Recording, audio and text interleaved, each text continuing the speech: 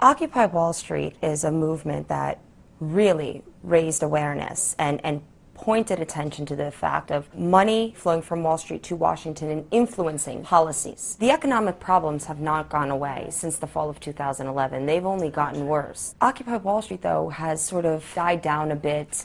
Why do you think that is? Well, in the fall of 2011, American citizens gathered together and spoke up and protested and occupied public spaces, and they were shot with rubber bullets. They were given, lengthy jail sentences. They were arrested for staying on the sidewalk, as I was and my partner was, lawfully obeying the law.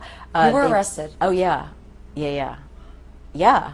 I was arrested for standing on a sidewalk telling Occupy protesters what their First Amendment rights were to protest.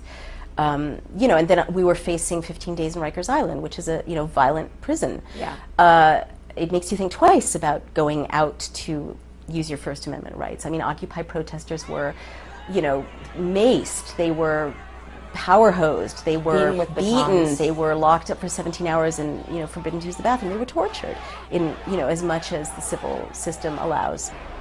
Every activist I know assumes that their emails are monitored, their phone calls are monitored. I mean, it's just a complete sense of Big Brother is a hair's breadth away.